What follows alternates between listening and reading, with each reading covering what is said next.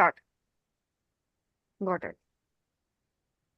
So good evening, everyone. Here we are on the platform of Metamorphosis, the last session of the March 2024. After a series of learning challenges and a lot of disruptions having happened, meeting educators across the globe and sharing knowledge and a lot of productive in-depth knowledge that we all have taken from each other, connecting virtually. So with COVID-19 having caused significant disruption in the global education system, researchers are beginning to become concerned with the impact that this has had on student learning progress, and in particular, whether learning loss has been experienced. To evaluate this, the Formal Educators Forum conducted a thorough analysis of recorded learning loss evidence documented between March 2020 and to date, up till date today. This systematic review aims to consolidate available data and to document what has been reported in the literature. Given the novelty of the subject matter, so many studies were identified from which evidence was found of student learning loss among at least some of the participants, while some also have found instances of learning gains in a particular subgroup. The remaining study found increased learning gains in their participants, and this has created a learning disruption, which we call as pandemic learning disruption. And today I take forward this. The term learning loss is commonly used in the literature to describe declines in student knowledge and skills. And not only in student knowledge and skills, but in educators across the globe. We talk about the learning gaps in children, but we do not focus on the learning gaps between the education and the educators. The high level of awareness in the subject matter and lack of knowledge in the subject matter has created a learning disruption worldwide. So today, here I have a panel of speakers from internationally forum also. We have Jenny Rapson ma'am from USA, we have Rania ma'am from Greece, we have Meena Shah from India, who are going to highlight the issues as per their own takeaways on this topic. So Lalitji, I would like you to show the song and then take forward the session.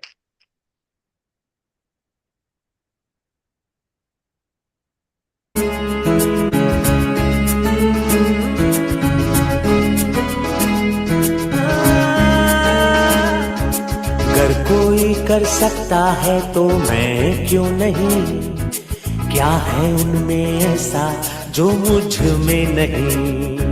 अगर कोई कर सकता है तो मैं क्यों नहीं, क्या है उनमें ऐसा जो मुझ में नहीं। झांक ले अपने भीतर खुद से आ पूछ ले, कैसी चाहिए जिंदगी खुली आंखों से देख ले।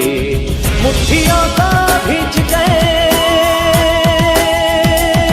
सांसों को खींच गए, मुट्ठियों को भींच गए, सांसों को खींच गए। सबसे टकराने को, शिखर पर जाने को मैं तैयार हूँ, मैं तैयार हूँ, मैं तैयार हूँ, मैं तैयार हूँ।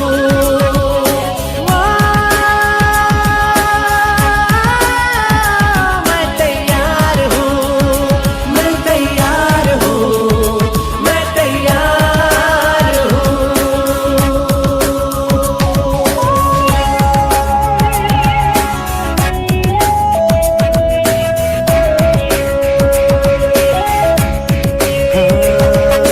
मुश्किलें हो कैसी भी मेरे हौसलों से कम है, अंधेरों को चीर देंगे इतना दम है। मुश्किलें हो कैसी भी मेरे हौसलों से कम है, अंधेरों को चीर देंगे इतना दम है। आओ हाथ बढ़ाएं, कुछ करके दिखाना है, सारे बहानों को आज से आग लगाना है।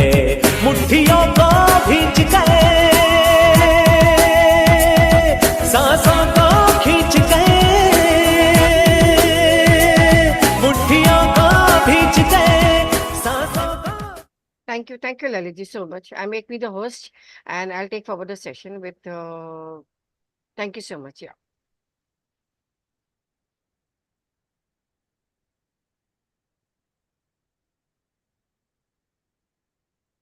So here I have my panel of speakers from the International Forum also, and I will hand over to Meena Shah ma'am from India to take over the session, introduce what is actually pandemic learning disruption, and how she has tackled the challenge and made learning unstoppable with her own way of channelizing the education that she has been conducted across the globe. So over to you, Meena Shah ma'am.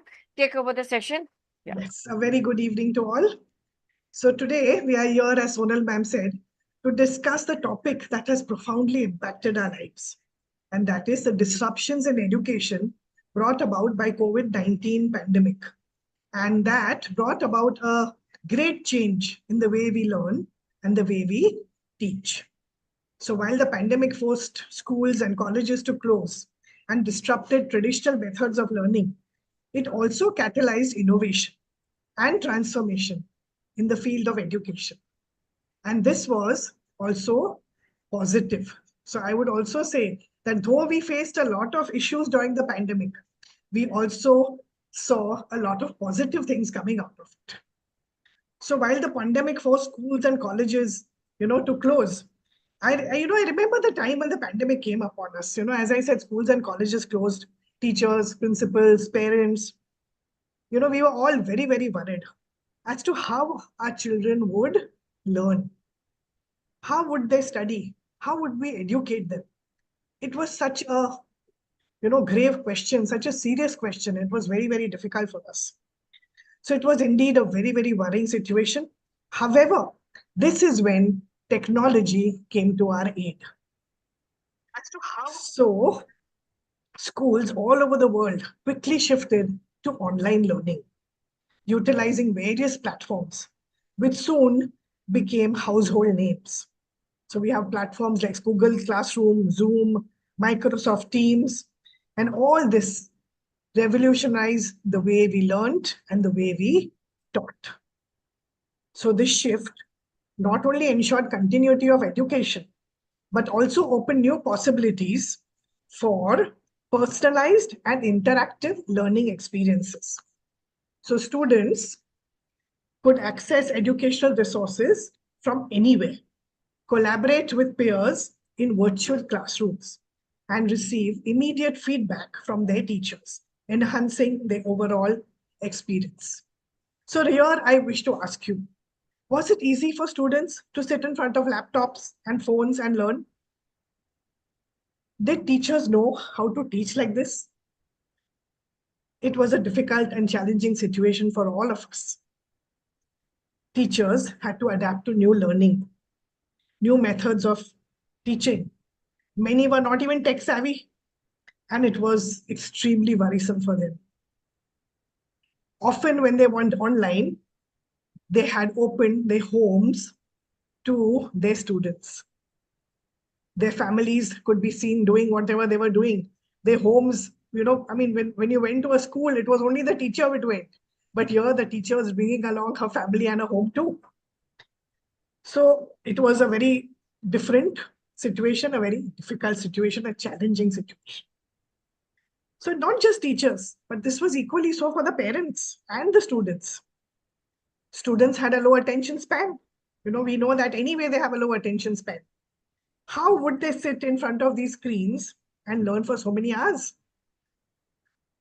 So moreover, the environment at school and home was so very different. Everyone in the family had to adjust. Many children, of course, had small homes and there was so much happening. The parents were working from home. The mothers were cooking. They had siblings who were around them. It was such a difficult situation. And yet, we made the most of it. And this was the time when the qualities of adaptability and resilience came to the fore. Students had low attention, educators had to quickly adapt to new learning methods and new technologies too. So often they had to overcome significant challenges along the way. Students, of course, were more adaptable. They picked up these technologies very, very fast. And they adjusted to the remote learning coping with all the uncertainties that the pandemic brought. And of course, once again, to go back to the teachers, it was, their time to unlearn and relearn. How could they keep their students engaged in learning? How could their lessons be made more interesting? With students spending, so much time online in front of the screens, educators sought innovative ways to keep them engaged.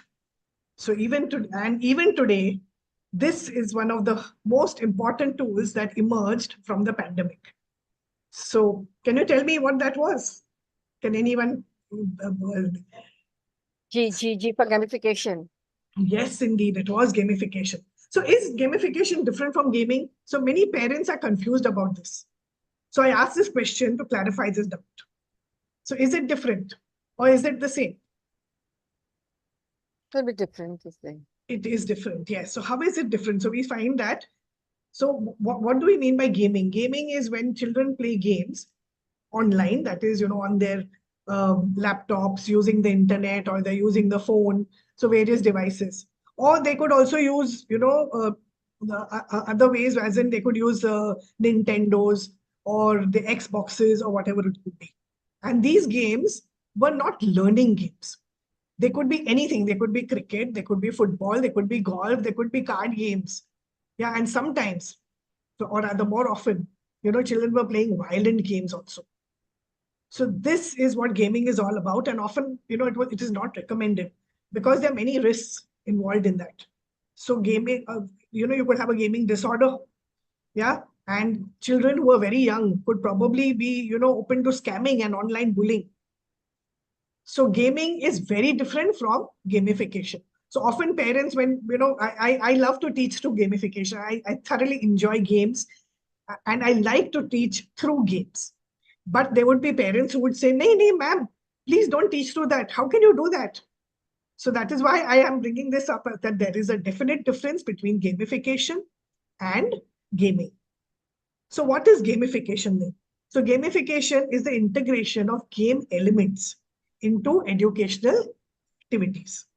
And this has emerged as a very powerful tool to not only motivate students, but also to make learning more enjoyable.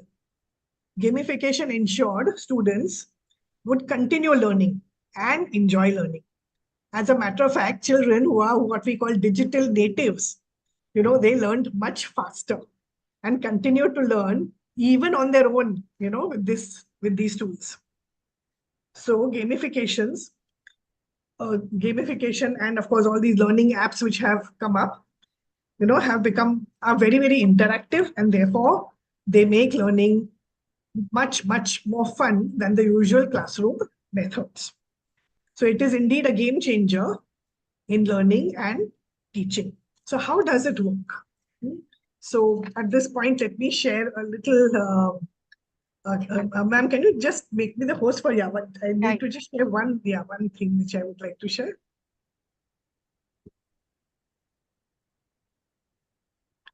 Okay, so if we look at the various elements of gamification, here we see the various elements which are there.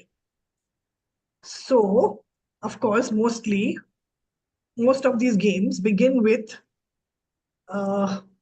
just a moment.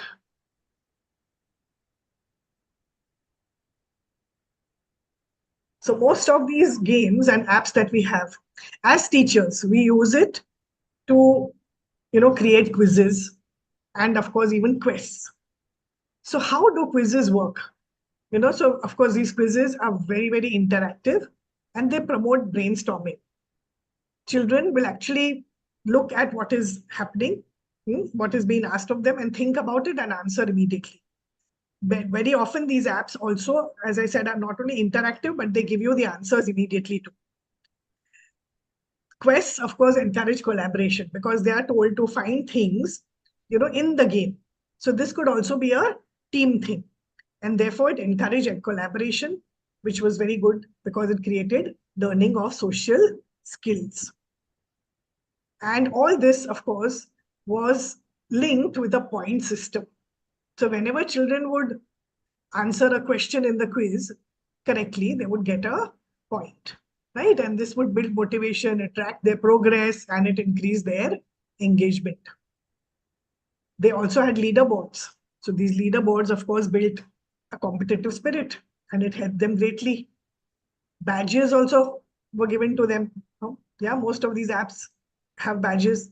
So whenever children achieve a certain level, they were given badges and the children felt recognized, and it also drove their enthusiasm even more. There were also avatars. So often children could create their own avatars, and this helped them, of course, to build their creativity. And again, they had surprises in the game. Often when they reached a certain level, they would get a gift or they would get a further badge or something or the other. And that would help them, to go on. Yeah, this sort of created even more, engagement, and it was very effective, and they would continue to play the particular game. Now, these games were not just ordinary games. These games were linked to their learning. Whether it was English, or they were learning something in history, or they were learning something in geography. It didn't matter. It could be math too. So it didn't really matter what they were learning. But these were all linked to their learning. And this helped a lot, because children whose attention spans, as we said, are very low, would actually sit for a longer period to learn. And that was very, very interesting. So gamification, as we said, helped them, one, in their engagement. It was one of the primary benefits to enhance the student engagement. So the points, the badges, leaderboards, the various levels, all these, were mixed with the educational matter which they were learning, the content that they were learning. And this led to better retention of information. And of course, as I repeated earlier, they improved motivation to learn. So the students then stayed focused on their learning and performed much better in the particular subjects. So it also allowed for personalization. So many of the apps and games which were being used would actually help them, to learn much better. Because if they could not achieve a certain level, they had to go back to the earlier level and learn that matter, and only then could they move ahead. So that helped them to make their learning much more firm. It became firmer, it became better, and only then they could move on. So often there was also a lot of skill development happening. Yeah, so we had problem solving, critical thinking, collaboration, creativity. All these, which are considered the important 21st century skills, were actually, happening through these apps. So therefore, I love to say this, that gamification was an absolute game changer in education. And I am, so thrilled that, I could actually teach in that way, and I still do. So here, again, we also had a lot of social interaction happening, where students competed against each other. They worked to solve problems together. They shared their achievements and enhanced their social skills and teamwork abilities. So once again, so does this really work? Maybe all of us say, does it really work? I mean, here you are presenting all this to me. So let me show you some stats. Yes, they are not from, maybe not from India, but the stats are very much, very real. Let me go to the next screen. So, so if you think this is hyped, I assure you it's not. So we found that challenge-based gamified learning increased student performances, as they showed, by 89.845%, almost 90%. And 60% of the learners find gamification in education exciting and engaging than the traditional ways of learning. Almost 75% of the K-8 teachers in the United States employed digital games to simplify learning. And 80% of the learners feel that they would, come up with better results, with better outcomes, if the learning process included games and, the other features of the games. So therefore, we can see that, gamification is not just hype, it actually works. Now, if we look at the Indian scenario, let me tell you that today, the NEP 2020, the new Education Policy 2020, actually is supporting this. So they want children to learn through games. And they also believe in what we call learning anywhere. The children can learn from anywhere, anytime. And this can happen, through gamification in a far superior way than any other. So therefore, our educators in India must soon, all over the world actually, why India? If we adopted this technologies and use them for the betterment of our students, it would definitely make a huge, huge difference in bringing about successful learners. So as an educator, so you must, plan to combine games and education. You can create your own quizzes and games based on what you are teaching. You can also integrate educational videos into them. These two will help children as they can see and understand what you are teaching. There is so much freely available, content on the internet.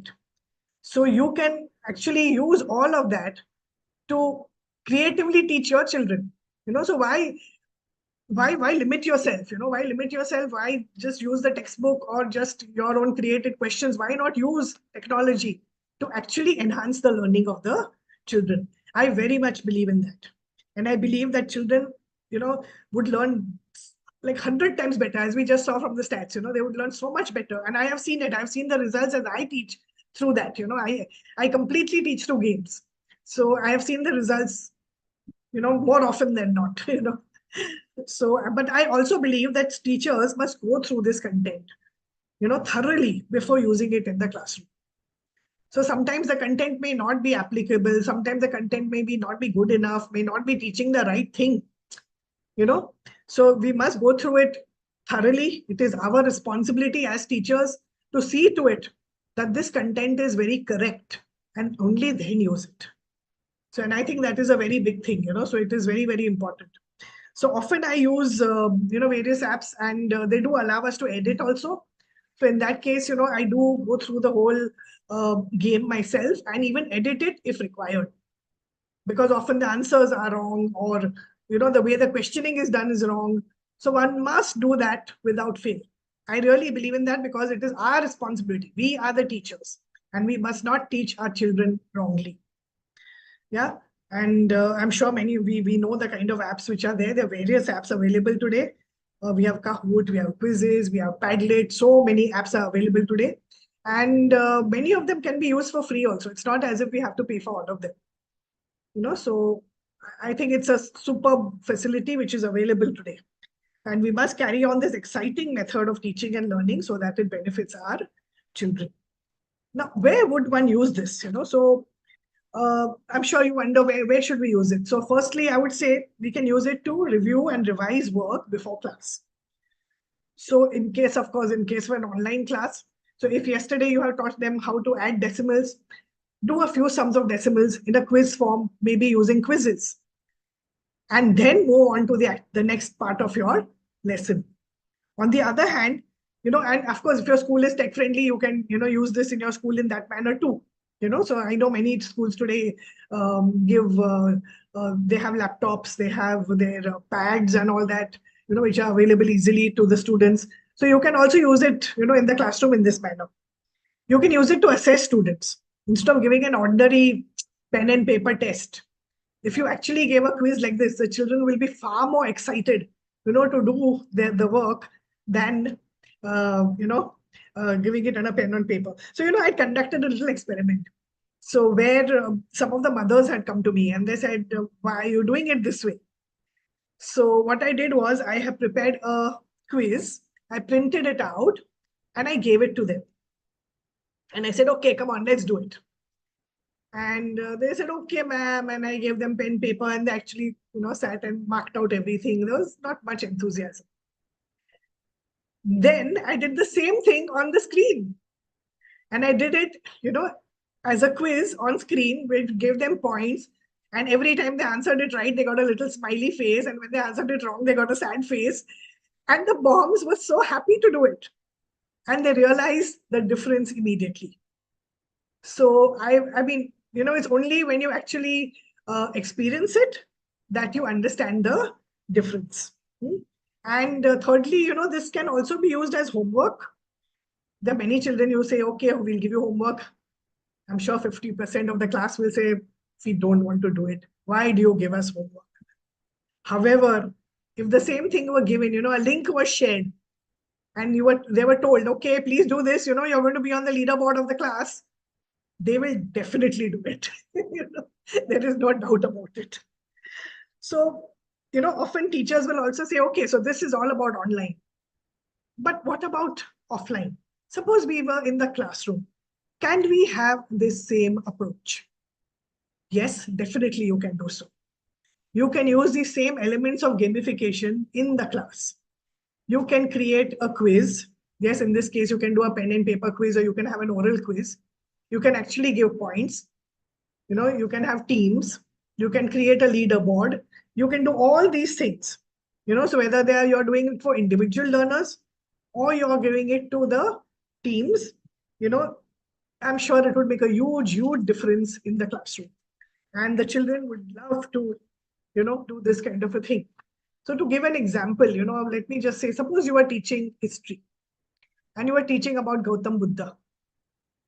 So you can teach the lesson, maybe initially you can teach it, tell the story of Gautam Buddha, and then you can have a quiz. So that quiz can again be, with points and badges and whatnot, and, the children will enjoy it. You can also have a treasure hunt in the class. So again, I remember doing this where I actually put up the answers all around the classroom. I taped it up, okay? But there were some wrong answers too in that. So I put it on little chits, okay? And I even put the wrong answers, for example, when was he born? So I would put up a right date and a wrong date somewhere else. So, but they had to find the right date and give it to me, Similarly, for example, where was he born? So was it Lumbini or was it? I don't remember the exact places at the moment, but so I put up various names of places, various dates, various other things all around the classroom, and children had to go and search for the correct answers. So this treasure hunt was, of course, it created a bit of chaos in the class, but it was such fun for the children, and they thoroughly enjoyed it.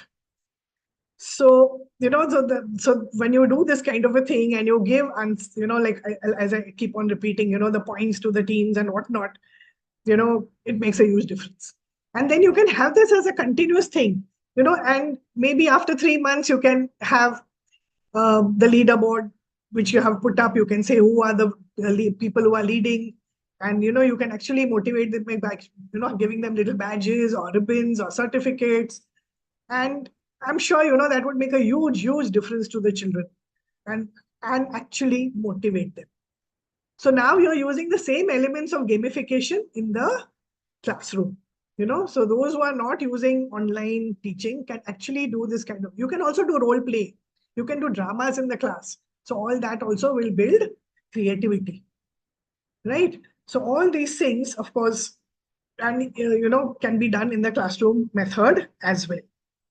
So thus it makes gamification is something which I think we should not avoid at all. We should make the best use of it. Why? Because in the end, we are teachers who want successful learners. Our outcome is that we must create learning, and this learning, is just not information, but this information has to turn into real knowledge. And that is the most important thing, I think, for a teacher to want. So let me end by saying, as the trend, of course, continues to grow, of where we are using online education and gamification, we must, again, I re-emphasize, we must use it. And I'm sure there are many teachers who are using this today too. It's not that they are not, they are using it. And I encourage teachers to use this method continuously, make it interactive, make it very exciting and fun for the children. because it aids in better learning. So thank you so much. I hope this has benefited all of you and you will use these methods in your classroom. Thank you.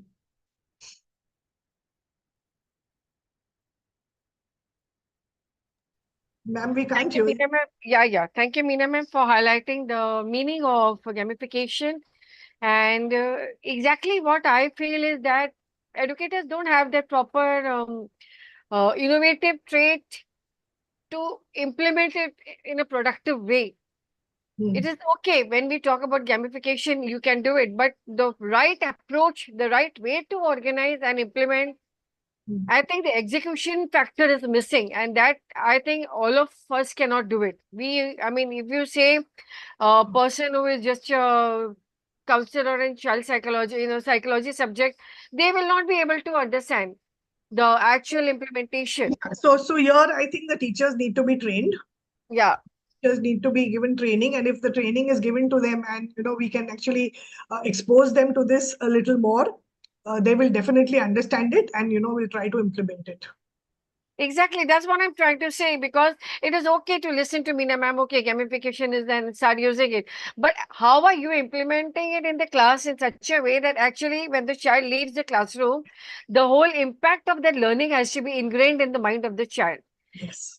So that is what is missing, because many teachers complain that we don't know how to do it, we don't know the exact approach method. So for that, I think we will come ahead with a new workshop with Meena Shah ma'am to understand the strategies, which will definitely not be live and not be recorded. So these are the different workshops that will be there. And Meena ma'am, I would like to ask you one question: that is gamification useful for special children also? Definitely. Why not? As a matter of fact, I think it would work much, I wouldn't say much better, but it would definitely work than the ordinary methods that we are using. Mm. Whether they are, I mean, it doesn't matter, because special children, as a matter of fact, require more, how do I put it? See, I am not an expert on that subject, but from what I have seen, they need something different, something which will hold their attention. Definitely. And if we do it in this way, maybe it needs to be slower, step by step. Yeah, but it would work wonders. I think so. I definitely See, think so. when you are dealing with special children like slow learner, dyslexia, or certain other kind of learning disorders, Mm. the teachers are not able to understand the gravity of the issues that are there in each and every special child. For example, the method that you apply with the dyslexia child is different that you apply with the person with ADHD. Yes. ADHD will need more of hands-on activities that is called as kinesthetic activities. And slow learners will need a different kind of activity. So you cannot say that one shoe fits for all size kind of a thing. Yes. So that I agree. So we have to, understand, of course, what is the need, and then, implement accordingly. Definitely. Thank you so much, Meena ma'am, for sharing your knowledge. And definitely we will come with a workshop on this, how to Yes. implement the strategies and execution. But these sessions are just brief sessions that, okay, we have such panel of speakers highlighting these kind of areas of knowledge in the education. So thank you, Meena ma'am, for being a part of today's series. And over to Jenny ma'am for sharing a knowledge on virtual meeting etiquettes, which is the need of the hour, not only for the children, but for educators as well, for normal adults, not only in virtual meeting, but offline meeting also. We would like to hear from Jenny ma'am. What are those virtual meeting etiquettes and how these can be tackled and how the strategies can be implemented to make the digital forum more professional and productive? Over to you, Jenny ma'am. Well, thank you very much for that introduction. I really liked your comment about educators versus normal people. So I don't know if I'm going to take the educator role or the normal people role. But I really appreciated all of the discussion about the post-COVID, because it leads right into why we developed virtual meetings in the first place.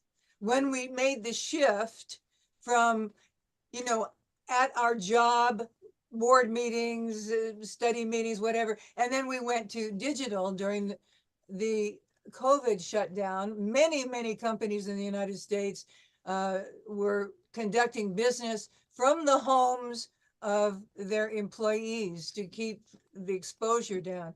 And what we found was that many people did not know how to communicate online. Because the fact of the matter is that many workers don't have speech communication skills for in-person presentations, in-person committee meetings, in-person reports to the higher ups in the company, all the C-levels. So what happens is that we end up having photographs when we take screenshots of our display of people in various shades of disinterest, being uncomfortable, whatever. So I'm going to comment on that right now in my Yeah. PowerPoint. So let me just, may I share my screen, please? Okay, I'm going to share screen, and then I'm going to go here. You're the host, ma'am. Yeah. I am the host. Okay, so now I'd like to go to my slideshow. And so we're going to go from the beginning. Can everybody see this pretty well? Can you see? Because I can't really see what you're seeing. But so the topics we're covering today are the disruptions caused by the pandemics and understanding the basics of ethical education, which I hope we will touch on at some point. But now we're going to move to the virtual meeting etiquette. So now, it's also known as, no, go back. It's also known as netiquette. So that means combination of internet and etiquette. And it's this sort of unofficial code of policies that encourage us to be our best presenting selves while we're online, that we use polite behavior to each other, and that we create content that is not offensive, and that we stay engaged. That's one of the most important things in online presentations. So here are some guidelines that I culled from LinkedIn, and I'm going to add some of my own observations at the end of this. But this is a blog that LinkedIn does for its professionals that are members of their organization. I am also a member of LinkedIn, but it was very good. So I decided that I would share them with you and then share my points of view. And the very first one is to check your settings. If you are the host, especially, you need to know that you are ready to go. And don't wait until you go live to find out that something isn't working. You need to check those ahead of time. And even I, most of the time, I'm not the host, I'm a participant. I go to my own Zoom, I open it up and see what it looks like behind me, so that I know when I join the meeting that I'm going to look good, that my head's going to be in the frame, that I'm going to have a background that's appropriate. Because that's number two. We want to make sure that we don't have something behind us that is inappropriate for an audience, right? Now, oftentimes we like to use backgrounds like I created from my poster for this program, and I put it on there. But there are times when I use the one from my business or whatever program that I am participating in. I create a virtual background. Here's a good tip. Learn to not stare at yourself. This is something that is very tempting to do. We just want to share, make sure that our hair looks okay, whatever it is that we've got going on. But the point is, if you can stare into the lens of your camera, it makes it look like you are talking personally to everybody that's in the gallery, as opposed to you looking at yourself, which changes the shift of your eyes. So that's one thing that we want to do. We want to always make sure that we're connecting with everybody, because even online, eye contact is important. I have been in many conferences where the person who's presenting is doing it from a laptop. They don't have a webcam like I do that sits on top of my screen. So their eyes are down on the webcam on their laptop throughout their entire presentation. And we don't want to do that. We don't want to stare at ourselves. We want to look into a camera that makes us have eye contact with everybody in the meeting. And here's one that is really important to me, and it's because I guess I'm an educator, used to having classrooms of students, but don't join the meeting late if you can possibly avoid it. There are times when there's network issues, I get it.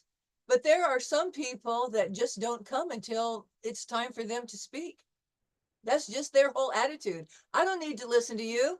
I don't go on and for, 45 minutes, that's when I'll join the meeting. To me, that's rude. And LinkedIn, their professional opinion is that's rude too. And if you come on time and everybody is waiting to start the meeting, don't just jump right in and start talking. Take a moment to smile, greet people. That makes a big difference when we break the ice with the other participants. There's nothing wrong at all. And even if somebody else is talking and you want to say hello in the chat, hello everybody from Hammond, Indiana. Whatever it is, we want to break the ice and establish some kind of rapport with the other attendees. And try not to take notes during the call. Now, this is more difficult for the people that are hosting, because often people are sending them private chat messages. They're sending them messages on telephones, on their WhatsApp page, asking all kinds of questions. So they're writing. And so once again, instead of looking at the camera, they're down doing something else. And it becomes very clear that they're no longer engaged with what is happening at the moment. Okay, so this is something that we should try to avoid. This is another one that I didn't even think about and that LinkedIn thought was important, and that's don't invite unnecessary people. And when I thought about it, I realized that for every person that attends, they are a person in the gallery. So they take up space.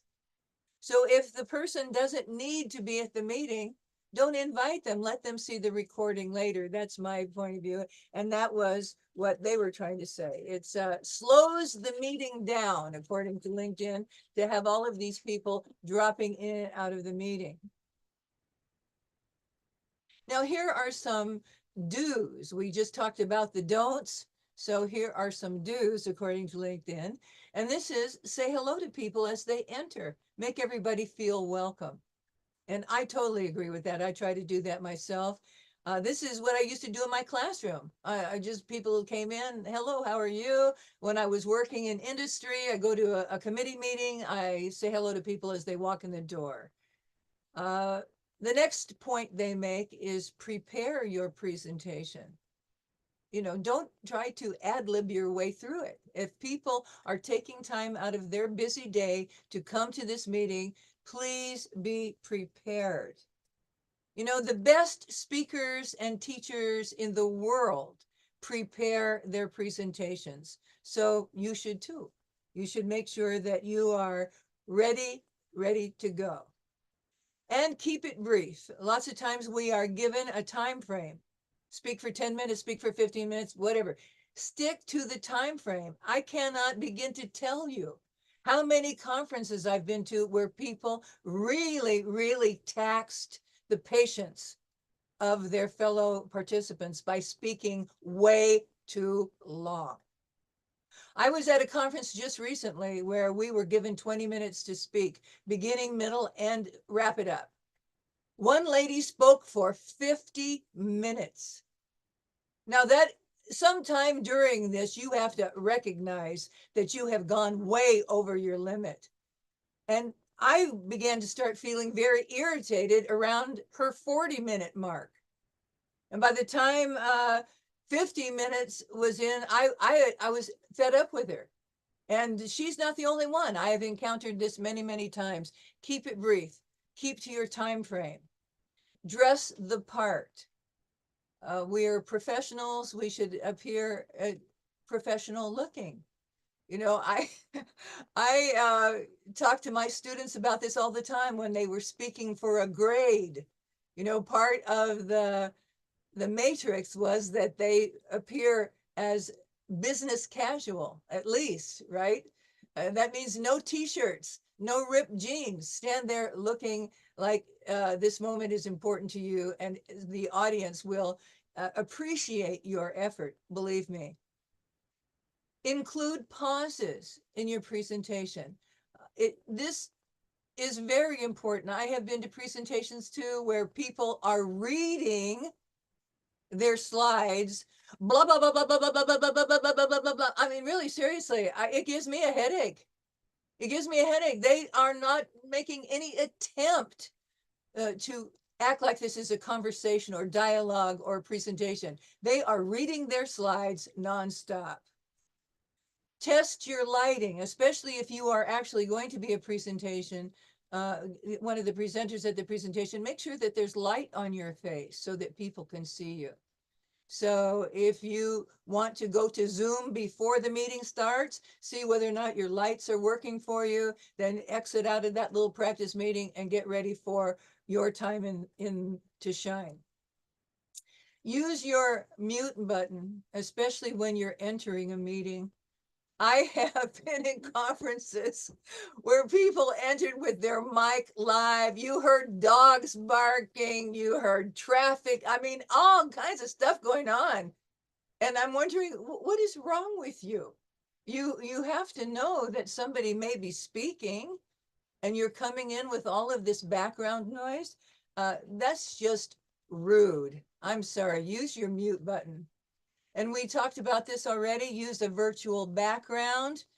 That sort of makes your presentation time appear more professional. Have an agenda, you're given a time frame. Make sure that you have a beginning, middle, and end to your presentation, that the meeting, if you are the meeting host, that you have an agenda, that you are doing your best to keep to it so that you can start on time and end on time. And LinkedIn said, leave the meeting last. And I started thinking about that. And I thought how important that is to respect other speakers. As I said, I've seen people drift in when they want to, and as soon as they finish their speech, they're out of there. They make it very clear that this conference was all about them, that they were not there to support. And after a while, you begin to notice who these people are. I almost used the word culprit, but you almost know that this person is going to come late and they're going to leave early. And then the host should end the meeting with some kind of summary. That it could include thanking everybody, talking about the main points covered in the meeting. But there should be some kind of formal ending to the process. Now, this is a question that LinkedIn asked people. Is it rude to turn your camera off on Zoom? LinkedIn said yes. Now, there are some times when we have to take a minute, and I get it. We, turn our camera off for a brief second and we take care of whatever it is that needs to be done. But generally speaking, we should be there to support the other speakers. And when I was teaching and we were going through our learning curve on what it was like to be teaching and receiving lessons online, I soon saw that some of my students turned off their cameras. They were not going to pay attention to the lesson. So, being the instructor that I am, I made it very clear. You will have your camera on at all times. Otherwise, there will be points off. So if you have a nice, comfortable A right now, and we're going to finish this term out virtually, I'm going to be taking points off every time you do not stay engaged with the lesson. And that nice A may turn into a B. So I made this very, very clear because, first of all, I thought that it was rude to just pretend that you're attending my class for that day. Then I'm also concerned about the fact that my students paid good money, or their parents, to have this class, and I wanted them to get the benefit of my teaching. So I was very gratified when I saw that LinkedIn, this giant global corporation, agrees with me. Stay connected to the meeting. Question, is it rude, LinkedIn said, to drink coffee during the Zoom? And their answer was no. If you're thirsty and you need a swig of water, please go ahead and take that, as long as you know you don't turn it into a glug, glug, glug, glug thing. It should be okay. A little sip of water. I have seen people do that. I'm sorry. Okay. Now, here are some of my tips. Before you go to the meeting, correct your webcam position, because sometimes it can get moved. So I always do that little trip to my own Zoom. I turn on the Zoom meeting and see how I look. Is my camera in the place it needs to be? What's going on in the background? But camera web position is really important, because if you don't start right, then you have to fiddle with it. So you might as well take about 20, 30 seconds to see how you look before you even enter the meeting. And here's my statement again: be present. Show that you care. You know, if you are invited to a conference and you accept the invitation, arrive on time, support the other participants, show that you care. And here's a really, really important one for me, because I'm a speaker, coach, and teacher, and that is, do not read your slides. Please, I am begging you. There is nothing more boring than having somebody read to the audience for 20 minutes. No, your slides should highlight the content. It should not be a verbatim transcript of your script. It should not be. So if you need your script, like I do, not everybody can memorize everything as often as we have to speak. Keep your script on the desk beside you. And when you show your slides, you talk, converse, instruct, however you want to deliver that information, but please don't read your slides. And close the meeting on time. This is a very important thing. And oftentimes, because people speak much longer than their allotted time, the host cannot close the meeting on time. So I want to thank you very much for this opportunity to present my thoughts on the matter. So I'm going to stop sharing my screen right now. And excuse me, I have a few minutes left, and I want to. Exactly what is needed in the virtual meeting etiquettes, exactly what is needed and what is actually missing now.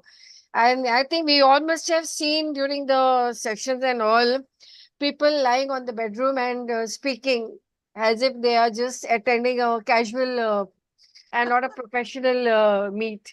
So these things, I think most of the highly qualified achievers even need to learn the basics of these virtual meeting etiquettes, which is Yes. not taught in the schools and which is not taught in any four walls of institution. So when you call of a highly civilized society or a highly civilized education culture, these things are actually missing. And Yes. definitely I will highlight these on my wall today, definitely, so that all the highly achievers, highly qualified achievers take a note of all Jenny ma'am has mentioned. Because I think a lot is missing, and you have actually highlighted the very core issue, which is actually the need of the hour. Thank you. So thank you so much, ma'am. Anything more that you would like to add as per your topic, ma'am?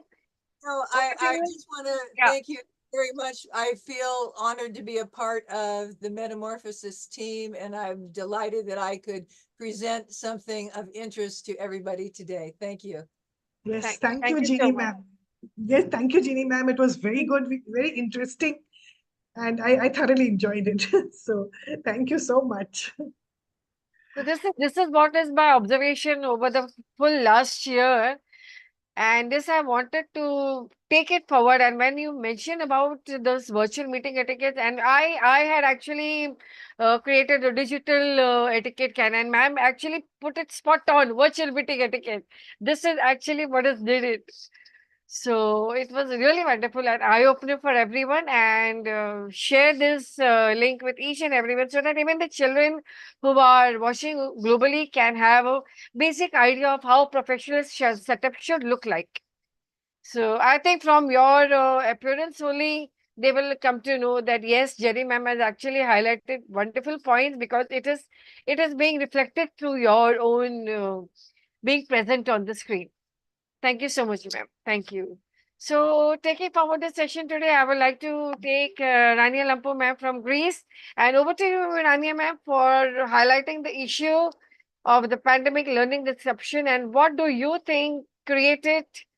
Jenny ma'am, can you make me the host back?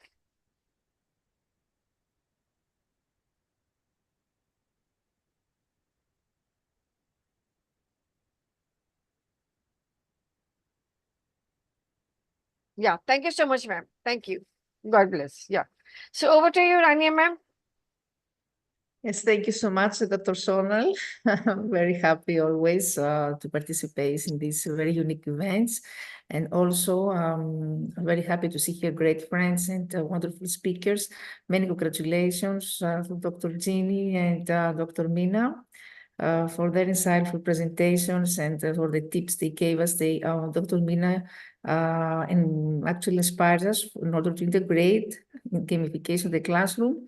And Dr. Ginny gave us very important rules and guidelines, ethical guidelines in order to conduct effective virtual meetings. So thank you very much. And yes, my topic will be on the disruption of education during the COVID pandemic and all these implications, because, you know, they say that it's about the biggest disruption in education ever. And the cumulative impact of the COVID pandemic on students, especially academic achievement, has been very large.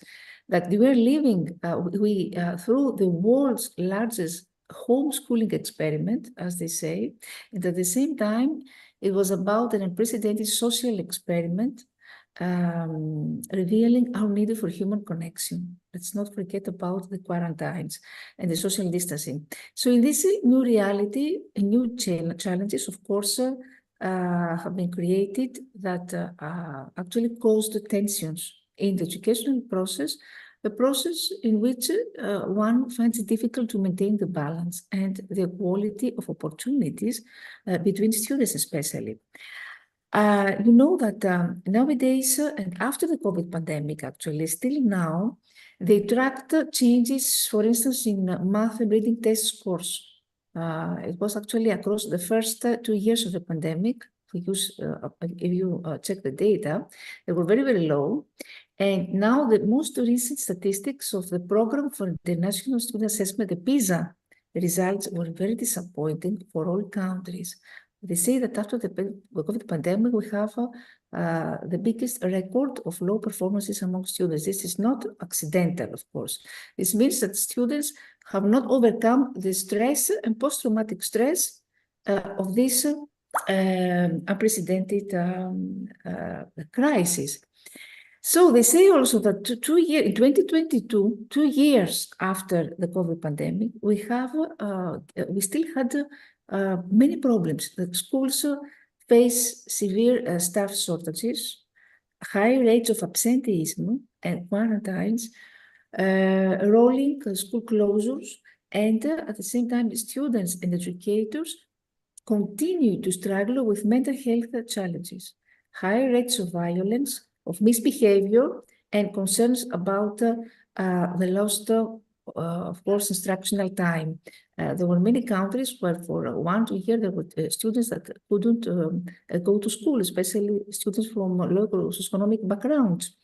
Of course, Dr. Mina said that any crisis always has a positive side, the opportunity to innovate and change and transform. So there were many, opportunities that have been revealed. We have revealed the lack of digital skills, especially of teachers. So how to invest on this. the digital divide, give more opportunities to students. During the COVID pandemic, as you remember, Dr. Sonal, I have written an article which had a great impact all over the world. It had 1 million readers. It was about how to teach in the coronavirus age using a neuroscientific approach. And my approach has to do with brain-based learning. It was the most appropriate time to use, to explore first, and then to use these brain-based strategies. Why? Because learning during this period until now has shifted rapidly from in-person to online learning. The brain and the internet can find here a point that we could say of convergence. On one hand, we have hypertextuality, multimodality, multireferentiality, the complexity of activities, authentic experiences, all these characteristics of both the brain and of both also the internet. Basic principles governing both fields at the same time. So it's a great opportunity to combine brain and technology powers in order to cultivate what Mark Prensky defines as digital wisdom. So this change in education, this disruption had advantages and drawbacks that are associated with online remote learning. We all know that many teachers were in panic when they had to design online learning lesson plans, how boring this was. It was extremely difficult for teachers to maintain the attention span of students. And at the same time, children also lack of digital skills because they couldn't, due to low financial social background, they couldn't keep up with the newest developments in education. Other children also cannot get disconnected, cannot get totally get the necessary connection, internet connection. So this digital divide became more obvious. Of course, let's not forget that this places more demands on students' learning skills because some of the skills of these children will not be able to follow their classmates since they lack the skills needed for attending classes and participating to online learning. When we talk now about brain changes in the human brain take place during this period. Why? Because of the increased use of digital tools in the learning process. We know that learning is a process that takes place in the brain. So when we talk about learning, it's always the transformation of already existing cognitive structures or the construction of new structures. So the aim of the neuroeducation, neuropedagogy, is actually to modify the teaching processes in order to help the gaps in the educational process, and of course to visualize the inner workings of the brain when it works. I said before about the psychosocial impact of confinement, of the social distancing. So we had elevated rate of stress, isolation, loneliness. The pandemic affected the mental health of children. You can see all the research data all around the world, not only children, but adults also. Obsessive compulsive disorders, post-traumatic stress, depression, tentatives of suicide. So these factors can, of course, inhibit effective learning. And remember that a child's brain had a lot to process this period: the fear of values, the school closure, the abrupt interruption of routine activities, the lack of physical presence of friends, risky final school exams, and even the financial distress of the family. So all the above actually interfered in the learning process. The learning process requires concentration, peace of mind, dedication, so you can understand what are the implications. And you know that according to neurobiology, fear and threat response are complex phenomena. The brain regions involved in threat response and fear are not all organized in a single fear circuit, but by several circuits in parallel. The major regions where fear stimuli take place include the sensory cortex, which has to do with stimulus awareness, the hippocampus with the memory, very important, the memory has to do with fear, amygdala, number one region has to do with danger, and prefrontal cortex, which has to do with decision making. And forgot to say, hypothalamus has to do with release of stress hormone. So the most important role during the fear processing is played by the amygdala. It's a component of the limbic system. Limbic system is the center of emotions in the brain. And this was highly activated, amygdala was highly activated during the COVID pandemic, according to neurobiologists. And a part also of the brain that is involved in scanning the environment for danger and in filtering the useful information is what we call a reticular activation system, which is nowadays more developed in children, they say, than in adults. The reason is that children are more exposed to constant messaging and the fast pace of everyday life, therefore they process information more quickly. Therefore, children are more vulnerable to fear. This is what I'm going to say. People during confinement, during this period of crisis, so anger, so anxiety, so depression, so violence, and this violence, believe me, this has, remains still, although the pandemic has finished.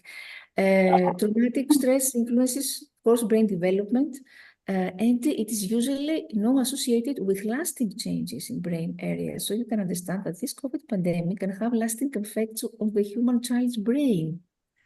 Very, very important. So what are the strategies that I suggested in this article? Has to do with how we can apply brain-based learning teaching strategies during the crisis, not only during the COVID pandemic. First of all, has to do with how to create communities this period, a support system. The lower the stress is, the better the learning process is. So it's important to create communities and enable social caring measures prior to teaching sessions. So the mental health is priority. Social emotional learning is priority when we're talking about distance learning, as I said before, is considered as very boring. First, also, that would be to take action to counteract powerlessness, because action is the best remedy for teachers and students, since fear causes this feeling of powerlessness, which in turn causes inactivity and passivity. So by encouraging students to take action, we train our brain to repeatedly release dopamine. Dopamine can enhance their energy levels. Try to establish a new routine because children needed a structure, need structure in their daily lives, and a well-organized schedule in online classes is important so that children can make really progress. You know, here in Greece, online learning has failed because before students were not interested. So interesting, and actually the results show that this system didn't work well. We'll talk about remote learning. And very important, how to develop social skills, even online learning. We can take advantage of all these collaborative platforms and try to organize collaborative project collaborative activities, even during online learning, because our brain is social, as I have said many times, because our brain evolves and learns through interaction. We need others to evolve. So through online collaborative platforms, we can foster collaboration, communication among students through communication tools like bulletin boards or chat channels or discussion groups. All this can enhance peer-to-peer support and interaction. Another thing is very important, how to be honest and straightforward in our communication, especially during the crisis periods.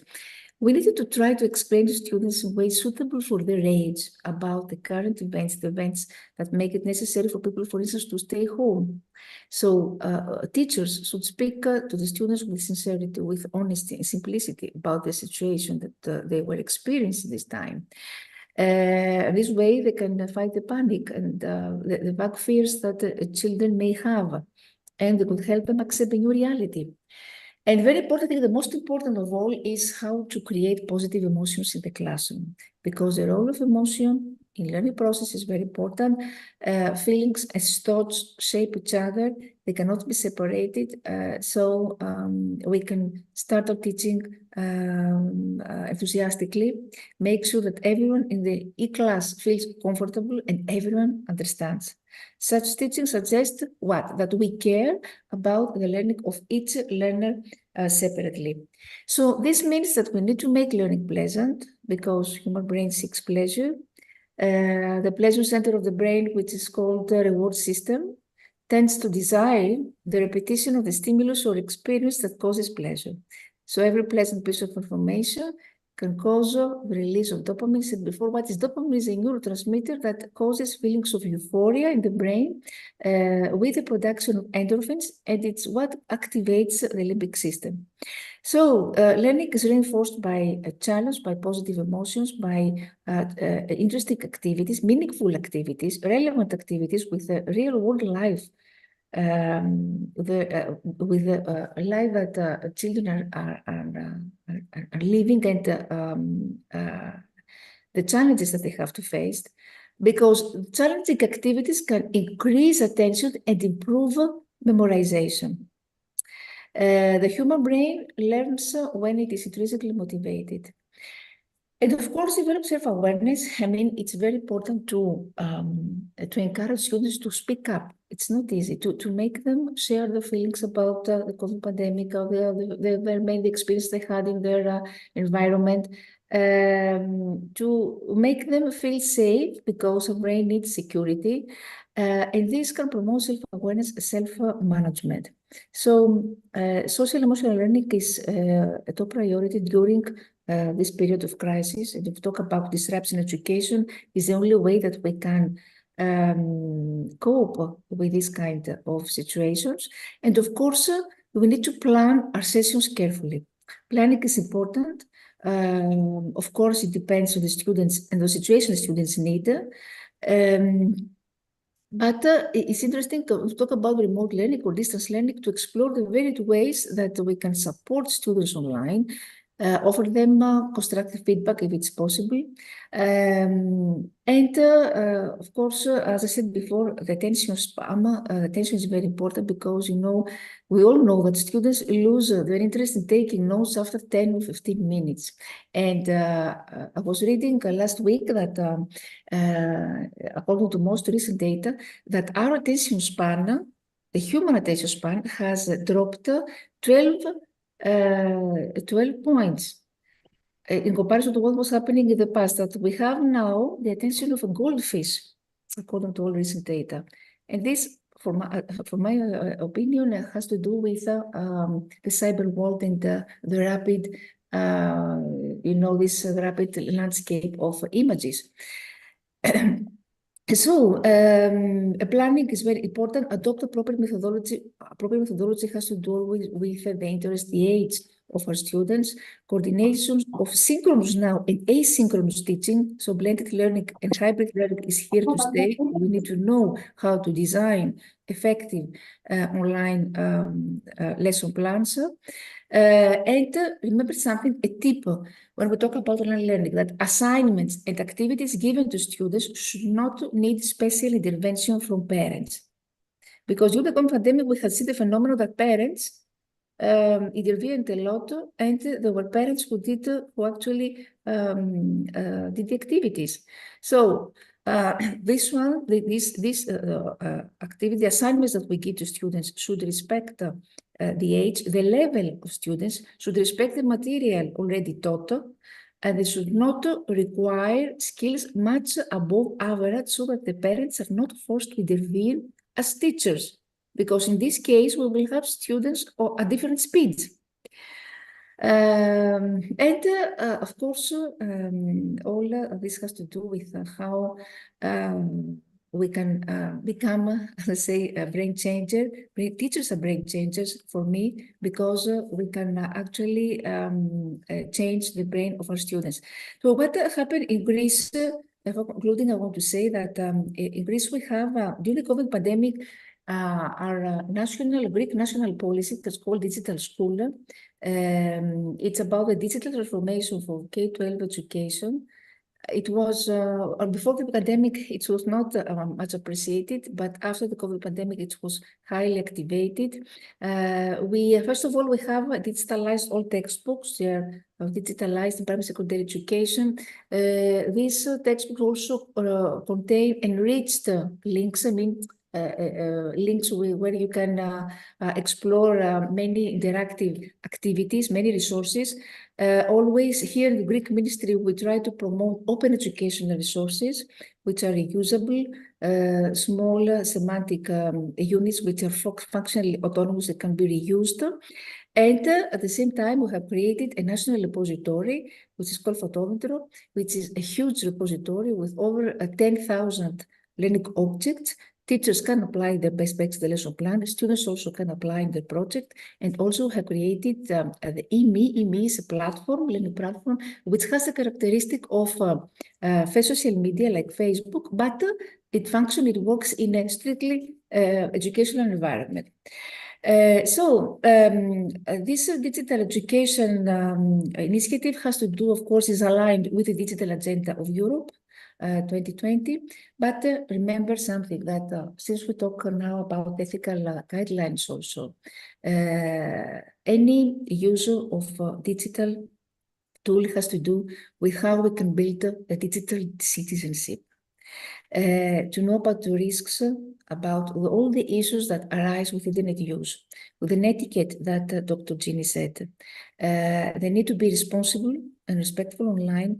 The importance also to offline implications, because negative or misadaptive misbehaviors in online spaces can affect offline behavior.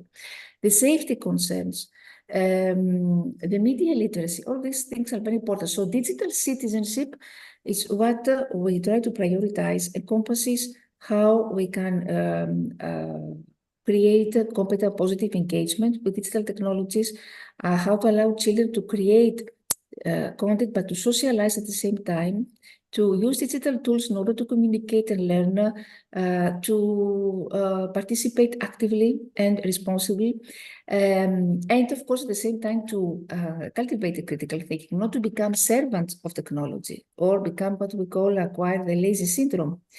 And the second one, how to build digital resilience. It is important, for instance, to identify which children are vulnerable to digital risks in order to help build resilience. Risk factors usually include personality factors. That could be sensation seeking, it could be low self-esteem, psychological difficulties, or social factors, such as the lack of parental support or peer norms, or digital factors, such as specific online practices, online skills. And you know something that at home, many parents use time limits, they use rules and bans on particular activities, but these restrictive strategies, of course, they are associated with fewer risks, but some come at the cost of digital opportunities. I think that parents who are more confident in their own or their digital, the children's digital skill, take a less restrictive approach. I mean, by encouraging digital activity and sharing with children, parents can create a safer environment without, restricting children's agencies. Of course, screen time is very important, time limits, but we need at the same time encourage students in a healthy way. So, etiquettes are very important to understand online norms, behave ethically online, maintain respect, and of course, this behavior extends beyond action, includes reaction to others. If we are witnessing any case of cyberbullying, for instance, cyberbullying is a big plague for Greece. We are first among all the European countries in this phenomenon. This phenomenon is rising dramatically, especially after the COVID pandemic. Teachers are not able to handle it, of course, because we're not psychologists, we're not trained to handle this kind of situations. 1 in 3 children increase experience some form of bullying in general. So we need, of course, more psychologists. We need regular training on teachers on this kind of subjects. And before concluding, I want to say that yesterday we had a problem also with violence of students who used knife and traumatized one another. Many cases like this, enough is enough, less violence. Students are not protected, teachers are not protected. The director also was traumatized with a knife. Children rape one another. And nowadays, today we're going to discuss all the high officials and the policymakers about how we can include police now, how to include police in the schools, because we don't have any other option. Children are becoming more and more wild. They become wilder, more and more. This is completely different when I was young. When I was young in school, we were, we will become ready and shy when we contact with the teacher. Now teachers are not at all appreciated. So the case of violence, I think it's the biggest plague nowadays, especially in the cyber world. We talk about cyberbullying, and a lot of programs need to be organized about raising awareness and public awareness also. Thank you very much, Dr. Sonal. Wonderful. Wonderful. I think all the topics were relevant and much needed on the education sector, each one of the topics, and definitely we will come ahead with more such sessions. And Jenny ma'am, thank you for highlighting the actual core issues. Rania ma'am, for connecting the intercultural learning setup with us and creating a bond where all the cultures are connected together to pick up the learnings from each and every sector. Because when we talk about the Finland education or other research-based theories and all, so I think we need to connect with educators like you all to understand the practical approaches, not theoretical, because theoretical cannot be implemented.